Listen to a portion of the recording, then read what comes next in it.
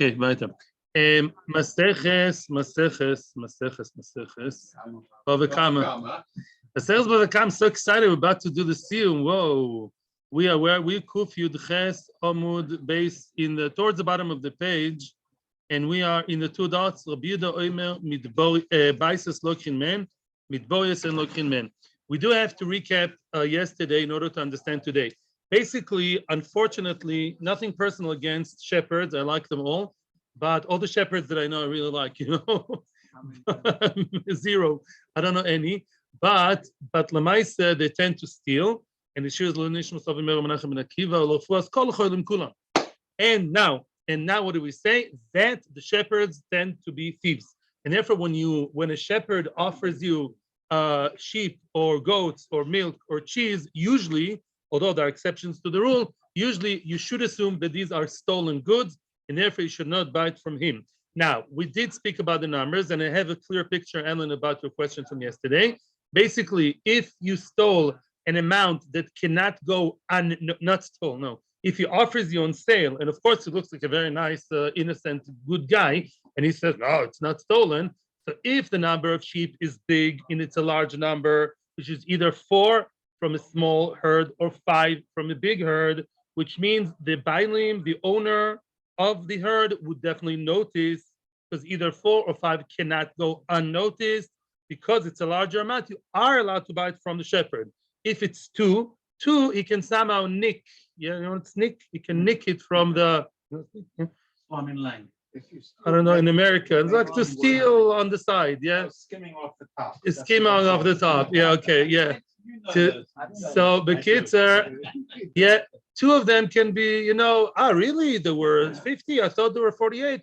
By the way, Rashi also said, and I forgot to tell you. He can also say, oh, a wolf, I don't know the number. Maybe a wolf came and ate them and I didn't even notice. I was middle of, Facebooking, In other words, which is maybe I'm chai. And I said, 2, he can somehow, the roya can tell us tall tales to the bailim, and really he's nicking it and giving it to selling it on. That's a number you cannot. What about 3?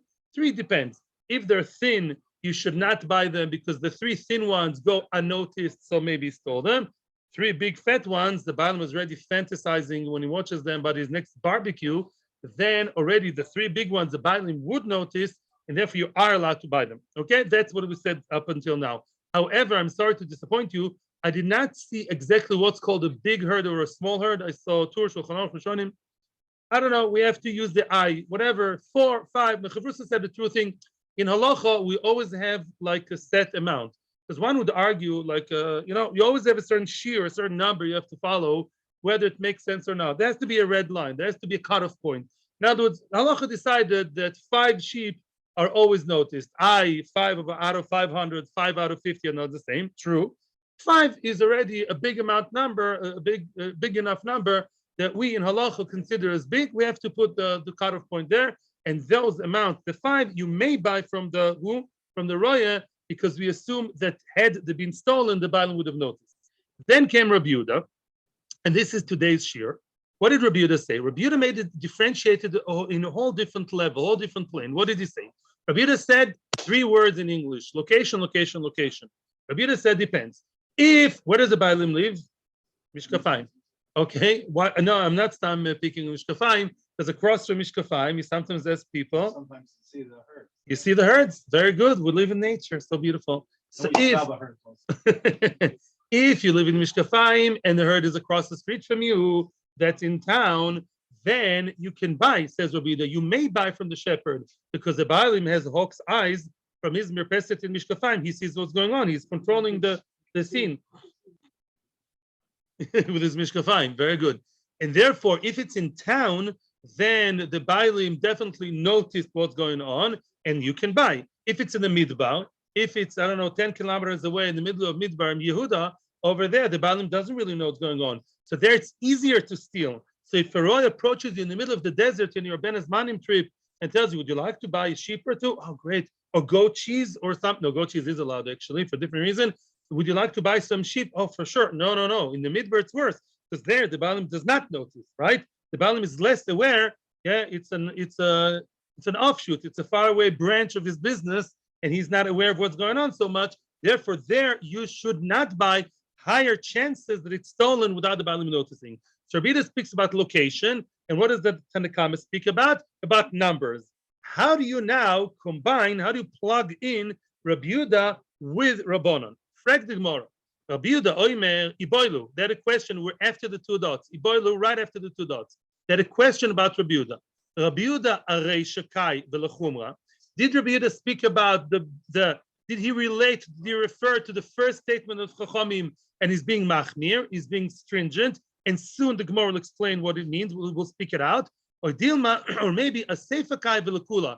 Maybe Rabbi Yehuda's statement is plugged in, is pinned on the Seifa, on the last statement of Chachamim, and he's being makel, is being lenient. Now you're going to see what it means. Arei Shakai. The Gemara is going to speak out everything. I don't have to do. Arei Shakai Velachumra, which means De Omar. What did the ratio? What did the first statement of Chachamim say? Now listen in. Lo ikhin mehen arba v'chamisha tzon. Chachamim said a kula, and Chachamim said, listen, 4 out of small herd, 5 out of a big herd. You can buy where? Says Tanna Kama, wherever, close to home, far from home. Chachamim don't see location as a factor. Comes Rabbi Yehuda now. Let's plug in Rabbi Yehuda now. Hani Mili comes Rabbi Yehuda, and he's machmir. He's limiting their kula, so he's being strict, and he says that's only true baisos. It's only true that you can buy a large amount if they're in the bait. What's bait? I think it means home in Hebrew. If they're close to home and they can be, he's vigilant about it, and they're also big in numbers. You have 2 factors that are good that the Baalim can notice, then you can buy them. Aval midborios. But if they're far away in the midbar, 10 kilometers away in the middle of the midbar, the guy is in the comfort of his home in the Bet Shemesh, afil above chamisha loy. Says Rabbi Yehuda, no. If you have a place in the midbar, even though the roya, the shepherd, sells you 5 fat sheep, so what? The Baalim doesn't know what's going on. Not every CEO knows exactly what happens in every office in the world, right? The guy's in an office in New York. He doesn't know if somebody takes a few paper clips or even more than that, or a few chairs home in the office in LA. Some do, some don't. Yeah, but I'm saying it's less noticeable. In the midbar is machmir and says no. In the midbar, never buy from the roya. Or Dilma, or maybe now we have a different way how to pin the words of Rabbi Yehuda. A seifakai. Maybe Rabbi Yehuda's words relate to the end statement, to the last statement of Chachamim. Velakula, and maybe Rabbi Yehuda wants to be more lenient than Chachamim. The Oma. What did Chachamim say? Avaloi shtei tzoin veloi shtei gizin. We said that really Chachamim were strict, and they said don't buy if it's a small amount that can go unnoticed. Then what did we say? Don't buy from the roya 2 sheep, 2 units, or 2 gizin, or 2 pieces of wool.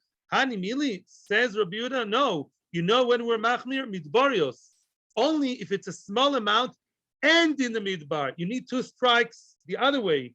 Only if it's so unnoticed, it's a small amount and it's far away, so nobody's going to report to the boss back home. Then you can do whatever you want. Aval baisos. But if it's baisos, which means if they live nearby, near the owner, shtaim nami loikin, then you should even buy 2. Why? Because close to home, he notices everything. When it's close to his house, he would even notice if it's 2, even if it's 2 sheep, he would notice, yes, and therefore it's a kula. In that case, you are allowed to buy. So that's a question about Rabbi Yehuda.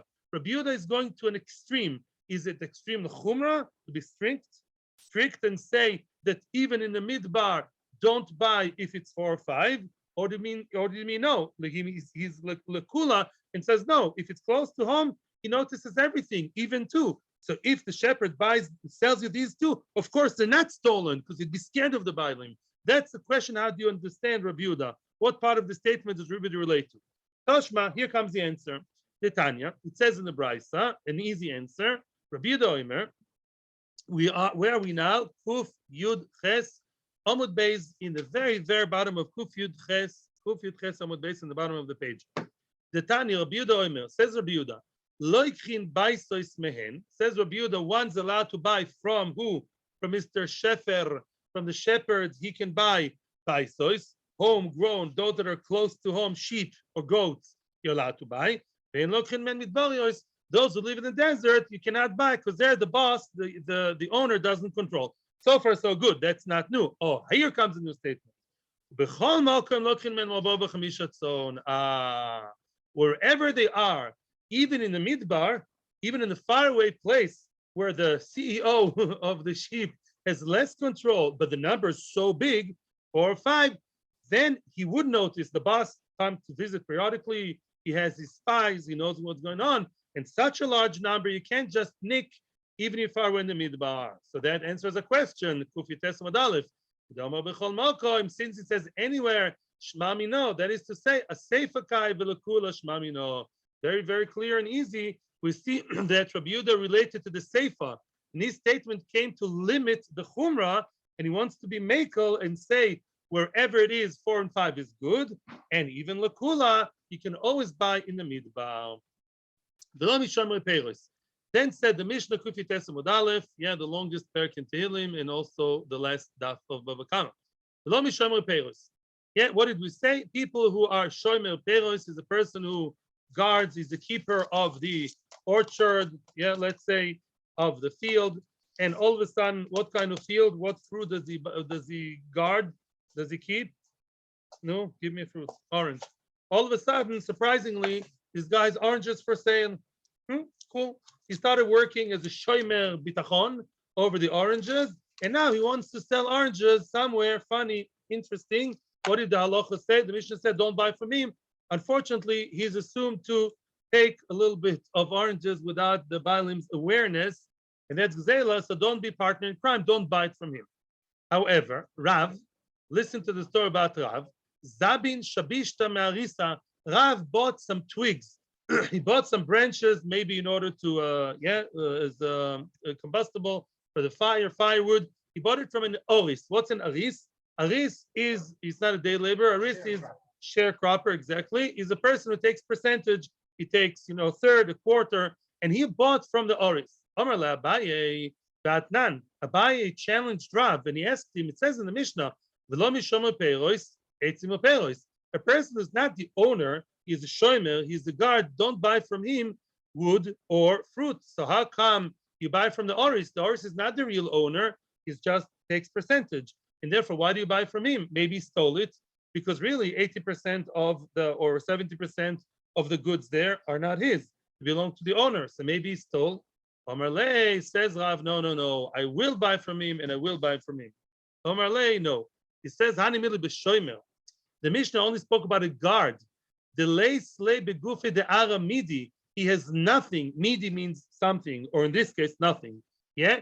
In other words, he has nothing in the body of the land. A shomer gets paid, I don't know how much, 30 shekels an hour, goes home.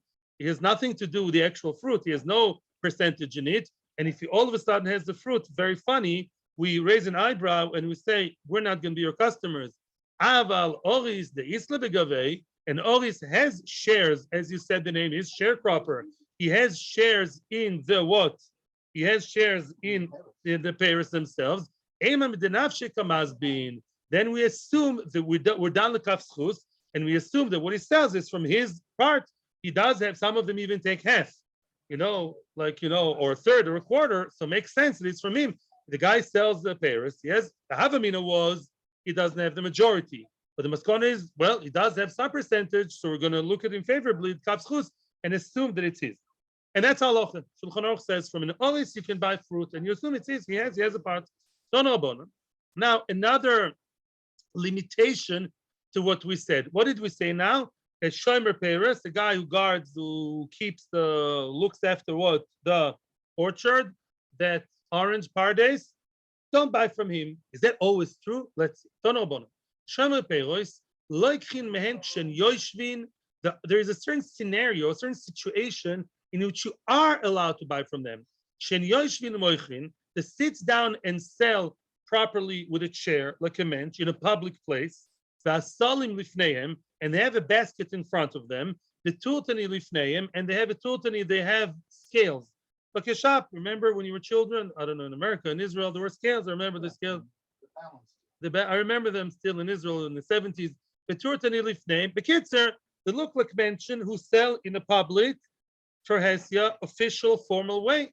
So therefore, even such a formal, in-your-face way in a public place A Ganav would not sell. A Ganav usually sells, he comes to, like the Arabs. The Arabs always come to you, they whisper to you, do you want to buy this fake perfume? Why do they walk around like that? They don't have a store, because if they have a store, the real owner would find out. See, if they have a proper place, then you may buy even from the Shomer Paris. The Kulan Shomer Hatmen, however, as we said in the Mishnah, those Shomer Paris, really originally they're suspected. If they do it properly, like a man sitting there with a bench and with a whole setup, we say it's okay. However, comes another exception. If they told you, hide it. They tell you, I'm telling you, condition, not condition. I'm selling you these very delicious oranges, but please eat them indoors. They're not healthy to be taken outside. They're sold in a black bag, black bag, nobody's what sees inside, as if he has something inside, drugs, and says, shh, keep it between us. Then also, even if it looks like a good excuse, but why does he want me to hide it? He may have different excuses, but since he's telling me to hide it, even if he sells it in a formal way, but he's relying on the fact that the Baalim would never find out, you're not allowed to buy. And then another condition, this setup of the guy sitting there with a table and a chair and the turtney and the scales, you can only buy if it's the front door, the front official door of the garden, then you can buy. If it's a backdoor sale, he always tells you, you want nice oranges? I have my store with the scales and everything. From some odd reason, it's located all the way in behind where most people cannot see him. Anything suspicious, you should, suspect and don't buy from him. That's the rule the Rambam says. Whenever it looks suspicious, in case of doubt, do it out. Itma. Oh, now comes a very interesting, very, very interesting, short, but very interesting machloekes. Gazlan me'emas mutar liknos imenu. When are you, not from when is there a situation you're allowed to buy from a gazlan? Let me explain. A person unfortunately has a bad name in the neighborhood. People know that this guy, whenever it comes to money, he's very funny. He's known to have, even police records. We always know some people, you're not going to trust him with money. And now he wants to sell you something. Now, this guy does have a day job. He does not work for the mafia. So he also sells his own things, his own good. And not everything in his house is stolen. Yeah. Now there's a gazlan. As a gavra, as a person is known to be a gazlan. Now he wants to sell you now his computer. A used computer, which may have been his. He wants to sell you stam. He has his own shop. Where do you draw the line? Where do you draw the line? Rav Omar, ad sheter roiv mishaloi. Rav says, roiv says Rav, well, we have a rule in Torah, majority rules. And therefore, only if I know that over 51% of the stuff in his house is not stolen, and let's say I can find out, let's say I know that 51 or 60, 70, I know that most of what he owns is his, even though he has very funny bad name, but he's a regular guy. He goes to the store and he has a day job and he buys, and he also has some funny monkey business. Then what? As long as the majority is kosher in his house, money-wise, you can buy from him. Otherwise, no. Shmuel Omar, and here comes the big bomb. Shmuel argues with Rav. Shmuel Omar, afilu miut shaloi. Wow. Says Shmuel, even if the Gaza is so bad, most of what he has is not his.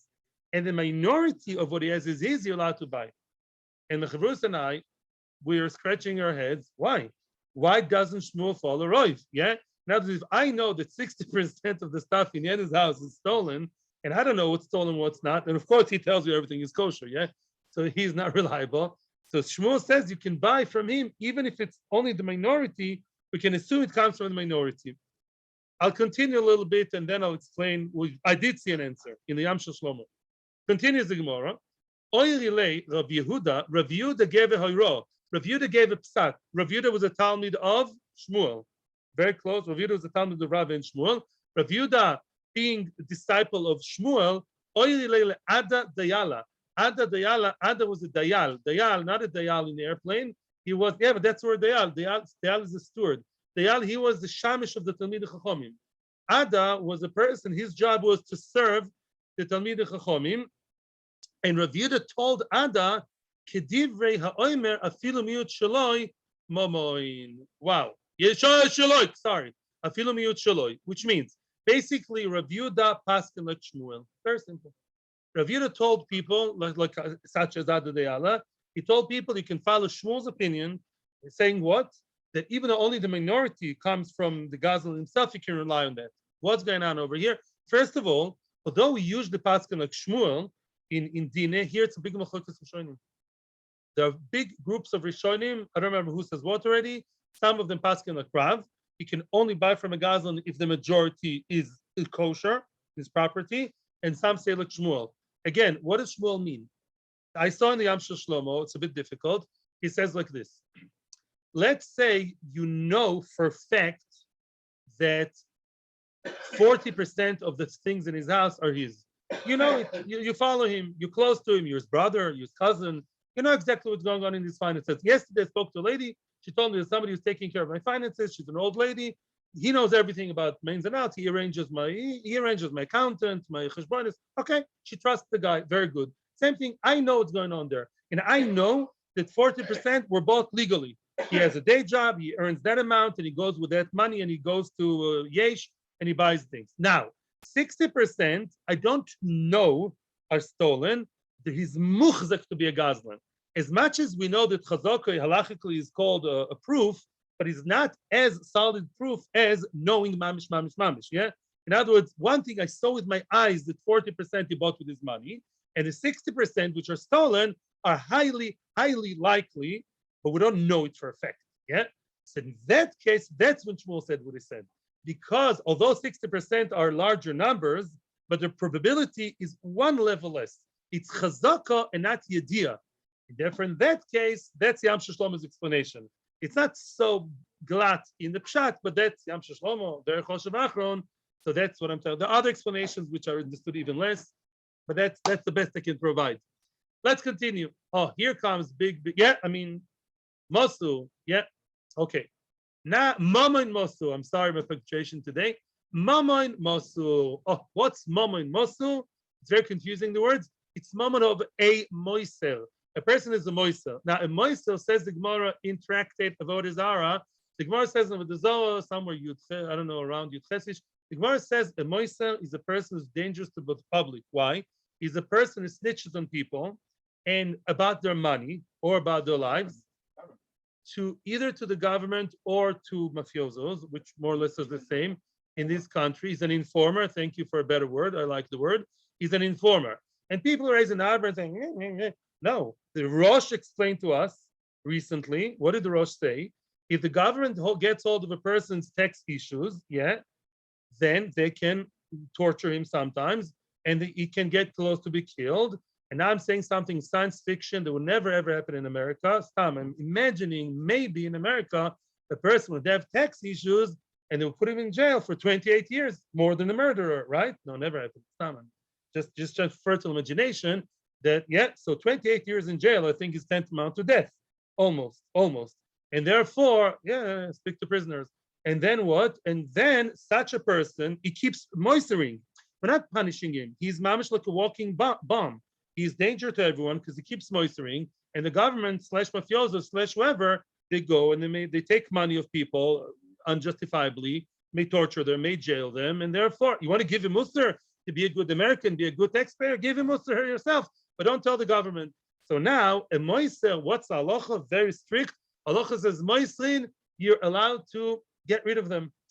You're allowed to get rid of them, even if you know for sure. I'm not going to the details now of Beis Din and all that. It's not the topic right now, so please don't go down that lane. But Bagadal, basically, a moiser who's an active moiser. Not that he was moiser last year and he stopped. He's telling on everyone and he's indirectly killing everyone. So we said it's Yomi, not Gerama. Such a guy, you can like quietly put him in a manhole, in a bowl, close the manhole, and say, bye.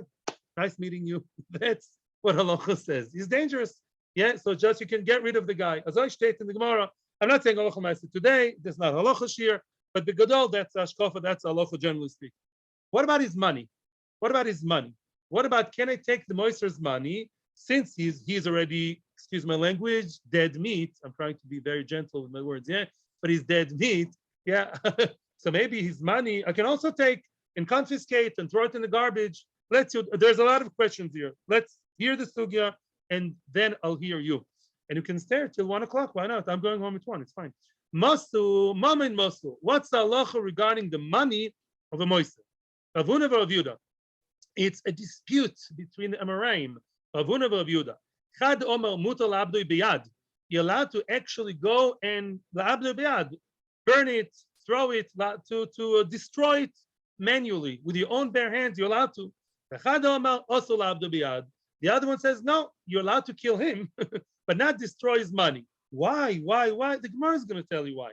Man domer mutar la'abdoi biyad. Why is it that I'm allowed to take away his money? And by the way, taking away his money won't help. Why? Because he's still going to snitch. You're not really gaining anything. So why should I take his money? Says the Gemara, Svor, which we saw recently, Lo the Gemara does not want to create, halacha does not create, it's very chashuv, a money-oriented society that says his money is more than his body. If I can kill a person in body, and I can put him in the pit and say, bye, honey, boom, and stay there until you choke, until you die, all the more so I should be able to take his money. Why? Because it's very twisted philosophy to say I can kill him but not take his money. Ashkafically, Musar, it's very wrong. And we said the same thing about Roidef. Remember? Roidef, if Reuven chases Shimon, Shimon is allowed to kill Reuven because he's chasing him, he's going to kill him. He can also, do something to his money because at the same time, one say money is more than the person. That's one mandomer. So do whatever you want to the moister. We'll see exceptions in stories later. Umandomer also labdoi. The one who says no, you can kill him, but leave his money alone. Maybe he's connected to the government. Maybe got a nice BMW from the communist government. Maybe he has nice money. Leave the money intact. Why?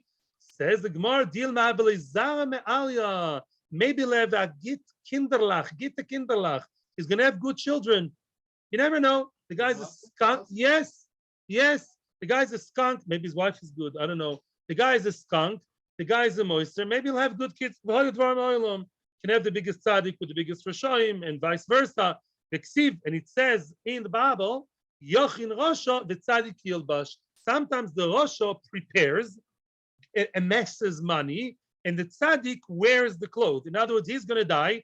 Daddy moister will die. His son is a tzaddik from a good guy, and his son will inherit the trillions of money. Now, I have two things to say, which I saw in halacha briefly as much as I could prepare.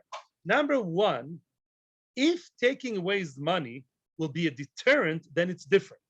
In other words, here we're talking about stam, taking the money is the money hefker.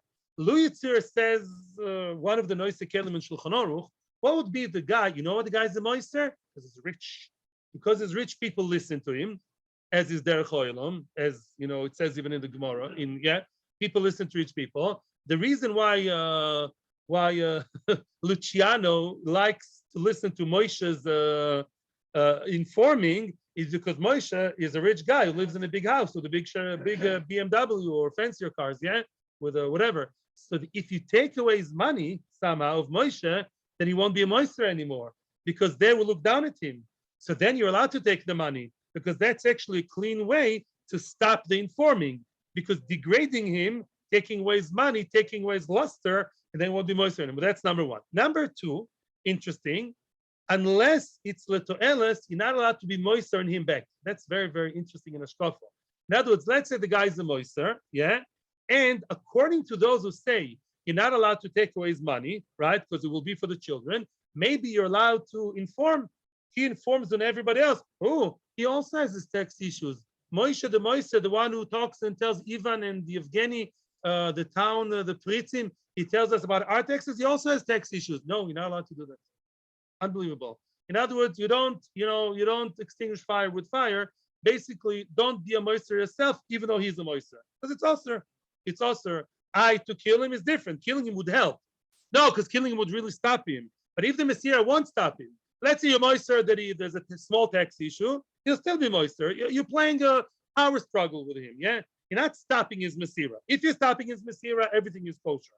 But if stam, in order to take revenge, you do moister to another guy, and I would say, moister, he's not a mitecho, he's not a Jew, he's a Rosh. No, he's still not allowed to Messiah, generally speaking. I only siphoned 2 points out of many things about Meiser. Okay, now we can hear your questions and then continue. I think he was, yes, I'm with you. every step of the way. Weiter. Two dots. Rav Chizda Havelei Ha'u Arisa. Rav Chizda had an oris. He had a sharecropper. David Tokil the Yohiv. That sharecropper was very, very yakish, very exacting, very, very demanding. Takil v'yohiv, takil v'shokil.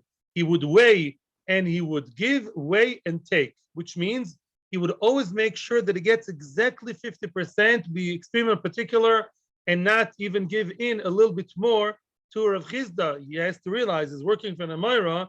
If I'd be the sharecropper of Chaim Kanievsky, I would give him a bit more than than what I deserve. I would give him more. But this guy was extremely particular, or according to another pshat in Rashi, he took half instead of a third or a quarter, which was too much. Yeah, in other words, it was not the accepted thing.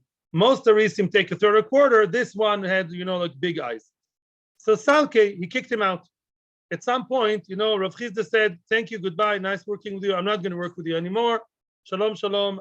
These are not the working conditions I'm interested in," said Rav Chizda to the very Yekish Oris.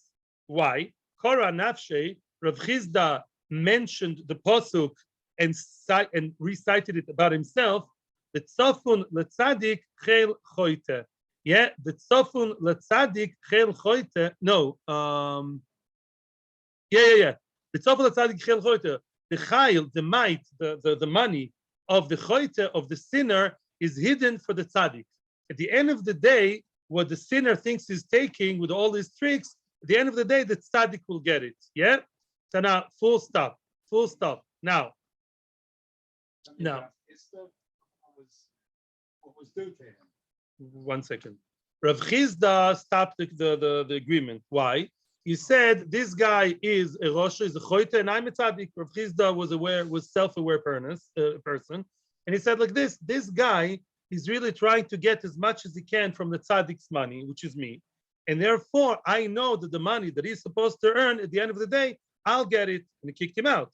And next year, he got all the potential money that the Oris could have gotten. At the end of the day, came to the hands of Rav Chizda because he stopped the agreement of Chizda. Because he's a choite. The person wants to be so exact as a choite. And therefore, if he's a choite, at the end of the day, the potential money you would have gotten really gets to the tzaddik, to Rav Chizda, who next year got all the profits. Now, the Maharsha asks the question, why is he a Rosha? Just because he's being very yekish, is being midas adin, but it's not a Rosha. That was the agreement. Or even if he takes half, so the guy is a very high-priced guy. He's a very, high-priced, high-profile Oris. But why is that issues? So the Maharsha argues with Rashi. Maharsha argues, and Maharsha says, when it says in the Gemara, Tokil v'yoiv, Tokil v'shakil, he was a liar. He would have two kinds of scales, of ways. In other words, to take for himself, he used the bigger one. And to give Rav Chizda's part, he would weigh with a smaller one. He had a big kilogram and a small kilogram, whatever. And so, according to Maharsha, he argues with Rashi. Only Maharsha is gutsy to do that. And Maharsha says Rashi is wrong. Rashi is wrong, but he's cholek on Rashi. And he wants to say that really the guy, in order to say there's such a Rosho and he kicked him out, he's not some a guy who's yekish. He's the guy who's mamish shakra, and that's machlokes Rashi and Maharsha, believe it or not. Yep. Weiter.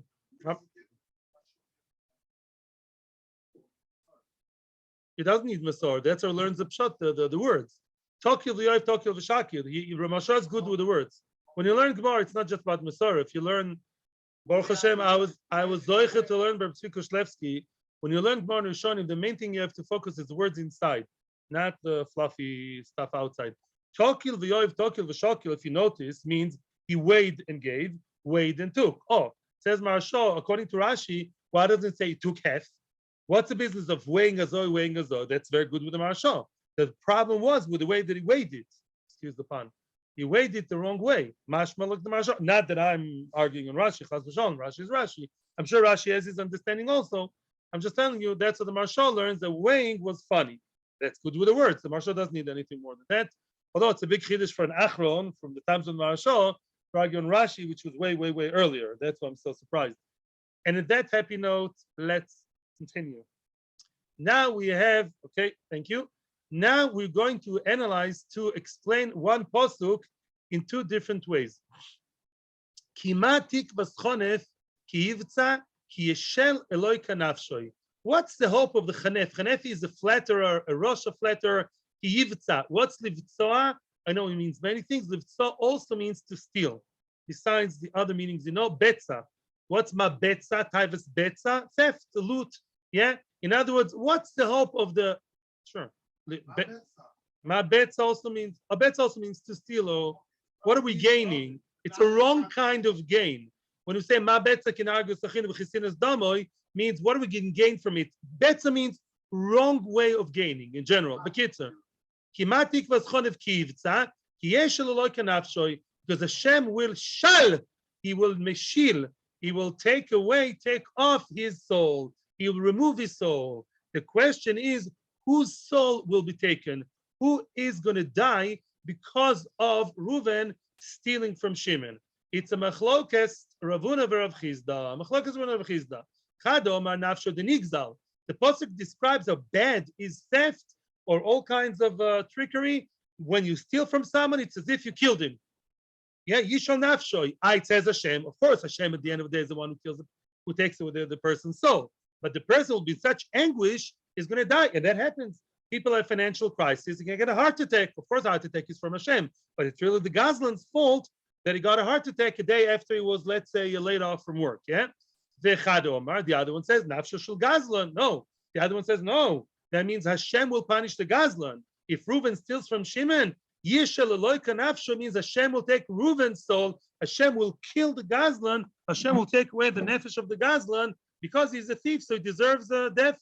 I don't know if Gzela's Misa B'dei Shamayim officially. I don't think that's the story, but according to this, it is, I guess. Mando Amar Nafshe Shel Nigzal. Now, each one is going to bring another pasuk. They argue about one pasuk. What does it mean? Yeshel Eloi kanafshoi. Hashem will take his soul. Who's his? Who's his? That's a question. Nigzal or Gazlan? Each one is going to bring another pasuk from another place in the Tanakh to support his opinion. The one who says that a person who I like to call the victim, the nigzal, he's going to die. How do you know? Look, it says, Ken orchos kol botzea betza. These are the orchos, the ways of anybody who's botzea betza, who steals a theft, who's a thief.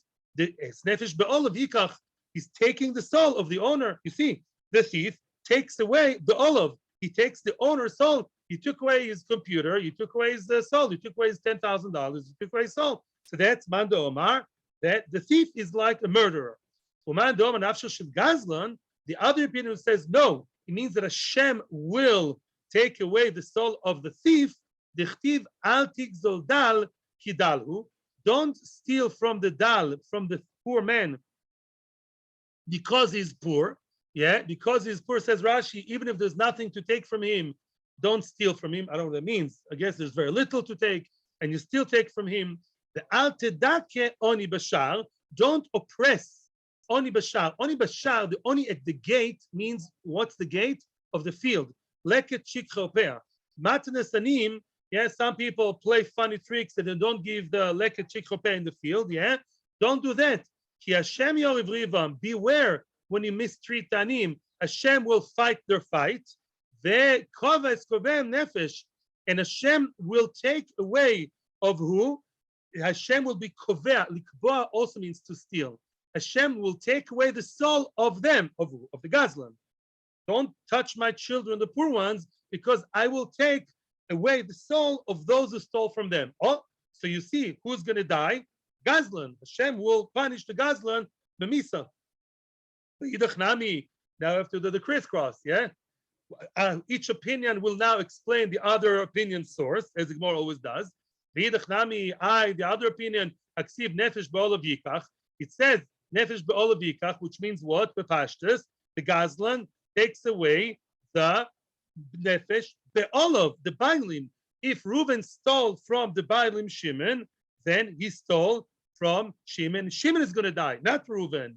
Says the Gemara, no. The one who's going to say the Reuven, the Gazlan will die, you know how he will explain the pasuk? My be'olav the hashta. You all know very well about Kinyan 1, 2, 3 Zela. Be'olav the hashta, the current bailim. Reuven, and that's now Tzvi is going to be happy. Finally, Tzvi will be happy at the end of the Masechta. Yeah, Kinyan Zela belongs to the Gara. First of all, he has to give cash, right? So now the Gazlan who got the computer, yeah, and he made shinui, he turned the computer into a frog, somehow. So now, yeah, and what? And now he has to give money, but he stays with the frog, or stays with the computer, stays with the thing. He's now the bailim, right? He's now the legal owner. That's what the Torah says.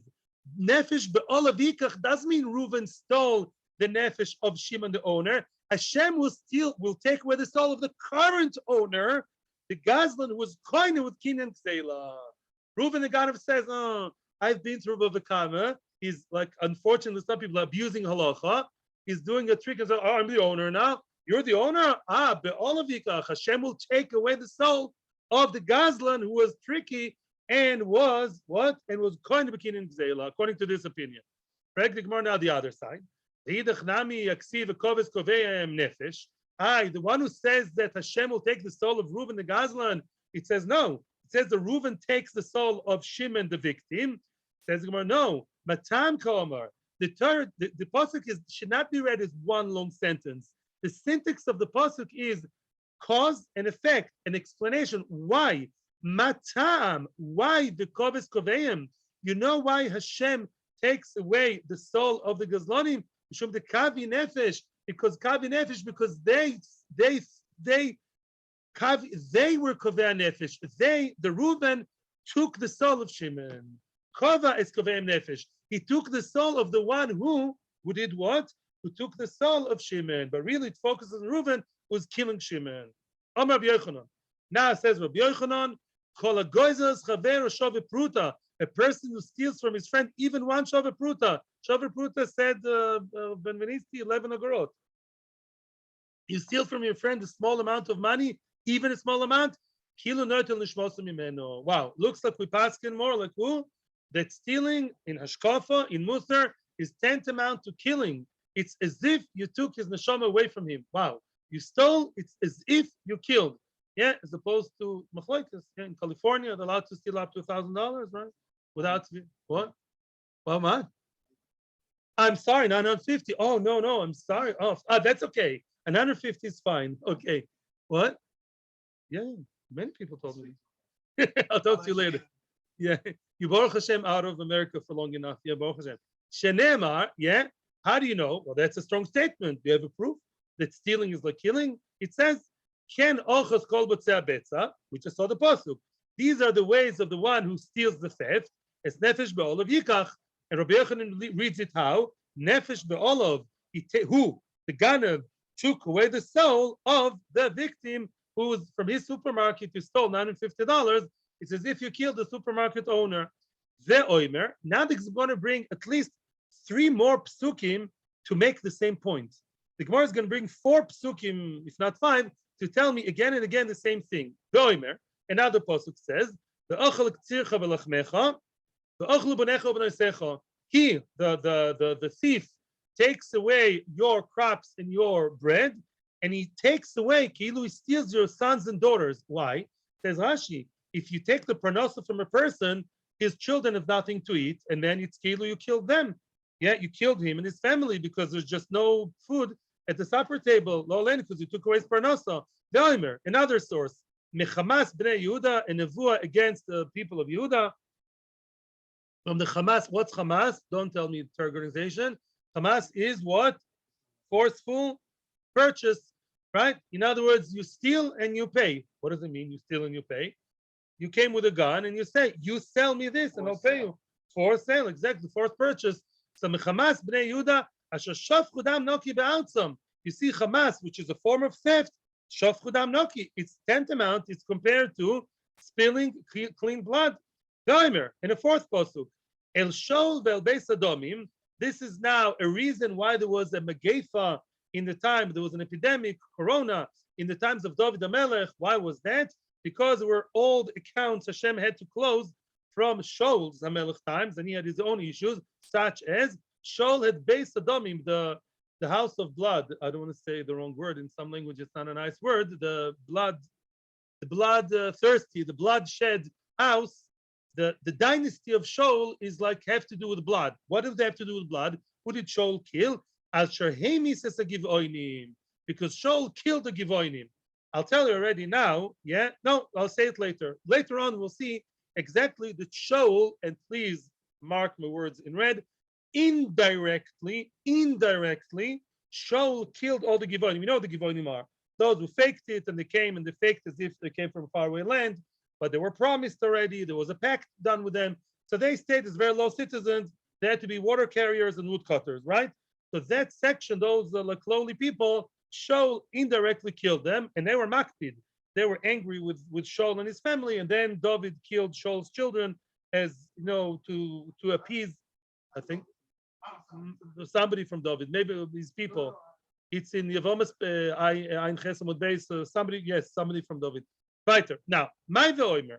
The question is, what did I stress to you before? The Gemara is bringing 4 psukim to tell me the same thing. Now, the Gemara is not a newspaper. Why does the Gemara have to tell me 4 different psukim, to bring 4 different psukim to tell me the same idea of that killing is like stealing? Answers the Gemara. Pasuk number 1 told me about the person himself. Pasuk number 2 spoke about the Zisa Kinderlach, the children. If I only brought you the first pasuk, you would say, oh, his own soul, I killed him. I would have said the children is already indirect. He has no parnoso. I somehow sacked him, I tricked him, I got him out of his job, I lied to the government about him, and then what? And then he's out of his job, he doesn't have money, I killed him. The children is already more indirect. Maybe I'm not high for that. It's a ripple effect. No. You can't get away with murder, excuse me. That's why the second post we brought down, the kinderlach are also, you're as if you're a serial killer, a mass killer. The guy has 10 children to feed, so him, his wife, and 10 children. You killed 12 people. That's a headline. That's like mass shooting, which happens in America once in 50 years. Pasuk number 3 spoke about a mass. I would say, okay, a person who killed is like who? He didn't give money. I'm a chamsan. I'm a nice guy. I give money. Yeah, I stole from him his brand new computer of 10,000 shekels. That's the computers. Yeah, I paid him 10,000. I'm a nice guy. No. Don't tell me only the one that doesn't give money. You may have thought that maybe if you stole forcefully, forced sale, and you got the computer that he really, really wants and really needs, and you gave him 10,000 instead, you don't think you're a killer? You don't think you're a murderer? Think again. Toshma, now we need a third pasuk. That's what the pasuk brings down, first wide line, because why? The Hamas means they steal and pay. As you nicely said, forced sale is tantamount to killing. By the way, a person who is involved with forced sale is also over lo tachmod. It's one of the classical cases lo tachmod. In other words, what's lo tachmod? Don't covet. Don't be jealous. In other words, to be jealous is in my heart. It's bad, but nobody can, Beis Din can do anything. But if a person forces a sale, obviously he had his eyes on it before, right? He's also over lo tachmod in a way that's punishable in Beis Din. The chitema, pasuk number 4. I would have I would have said, I would have said, okay, a gazel beyadayim, blue collar thief with his own hands, he stole. Oh, that's dirty. That's not nice. Oh, that's considered like theft. Aval groma not even gomi, but maybe it's just a few phone calls and all kinds, behind the scenes, indirect theft. Maybe that's not considered like theft, like a murder. So Shema, listen to the story of Saul. El Shol vel besadomim, al shahim says a givonim. Yeah, Hashem was angry with Shaul for killing the givonim. Frag the Gemara, excuse-moi. Whenever did we find that Shaul killed the givonim? Look to the entire Tanakh. I don't see Shaul killing any givonim. Ela mitoch shor gnoiv ira koyanim. That is known. Because Shaul HaMelech commanded what? Noiv ira koyanim. David HaMelech was on the run, running away from Shaul. And then he came to Nov, and the Melech, not the Melech, the Kohen Gadol called, by the way, Achimelech, gave him lechem upon him, because David was literally starving hungry. So the Kohen gave him to eat. Who was sitting right there in the Mishkan? A Groiset Talmid Chacham, who had very bad midos, and his name was Doimi. And Doimi informed and snitched to Shaul that that coin is helping who? David, his enemy. So then Shaul said, "What? They helped David? I'm going to kill them all." He killed an entire city of Kohanim. That's bad enough. And a whole city of Kohanim Novi killed. What does that have to do with the Givonim? Oh, should continue in the Gemara. In other words, the Noiv era Kohanim and the Mishkan then, the what's the names, the Givonim, their working agreement was they were supposed to be woodcutters and water carriers for who? For the Mishkan. Oh, big schus. In other words, their working agreement, their job, their workplace was the Mishkan, not the actual Mishkan itself, but they supplied the Mishkan with water. The Kohanim, once those Kohanim did not exist anymore, basically cut off the branch that the Givonim were sitting on, right? The Givonim didn't have the source of livelihood anymore indirectly. So even if the Givonim didn't die right away, it's as if they died. Oh, it's Ki'ilu they died. Listen to the Gemara, very strong words. The Torah, the Nach, considers it Malal Kosov. The Kosov gives show the status of Givonim killer because he indirectly took away the source of livelihood, and that's bad enough to be considered as Retzicha, as real murder. We are continuing till the Mishnah. You can ask questions actually if you want. We're continuing till the Mishnah. It shouldn't be for too long actually. It's not a very difficult Gemara. Yes, I'm listening to every word, every question. Weiter. Oh, the women, now women in halacha, in most cases, most of the money of a woman belongs to the husband. Yeah, of course, he has to support her big time, big chiyuvim to support the wife as much as she wants and she needs. But she, on her side, usually the stuff owned by women, not everything, as we're going to see, but most, unless known otherwise, in most cases, and here, what did the Mishnah say?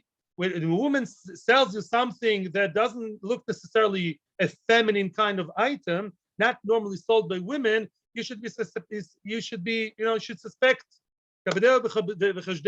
Respect and suspect, as we say in Hebrew. Don't buy it from her.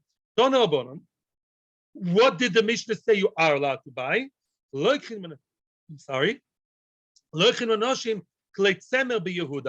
If these are woolen garments in Yehuda, and the flax, the linen clothes in Galil, these are just examples for items that are normally sold by women and owned by women, and the husband doesn't mind that she has her own little business and she keeps money for herself, or maybe she gives him some. These are like women, traditionally women-owned businesses. Oh, that's a good YouTube title, yeah? Traditionally women-owned businesses were that. Don't have to be choshesh, her husband knows about it, and it's a small business she does on the side. Aval, what's considered masculine stuff?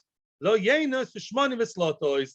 If she sells wine or oil or all kinds of flowers, not flowers, O-U, not O-W, yeah? Flowers like the semolina, that kind of thing, that's normally sold by a man and owned by the man. If a woman sells it, that should, light a red light, but you not sure, don't buy from her. It might as well be stolen. Velomina avodi, by thieves for sure. Velomina tinoikis, don't buy from children underage. A small child sells you something, don't buy from him. How does a little child have it? He owns a business already. Abba Shol comes and adds another item for the woman. Which means a woman may sell anything, even a black hat of a man, even anything she wants, as long as it's up to 4 or 5 dinar, which is not a tiny amount, but it's a smallish amount. Why? Because she wants to save for herself, to buy herself a kippah, no kippah of the Reform Elizabeth Rabbi. Kippah l'roish is like a scarf. She wants her own item. In other words, halacha does say in Gita and other places, a woman's personal things, her makeup, her things, the scarves, or whatever, the personal things she has, those belong to her exclusively, her basket, and those things. So if she sells something in small amounts, small scale, the husband is happy, like you tell your child, make your own money and then buy yourself those marbles that you want. So then it's good if it's a small amount. The kulan shomru lahatmin also. Oh, but again, if the woman, or even if it's an okay item for a woman, but the woman says, I'm selling you that little jug of oil, but that jug of oil, what about it? It's really for my kippah, but use it indoors. don't show anybody that you bought the oil from me. Red light, don't buy from her.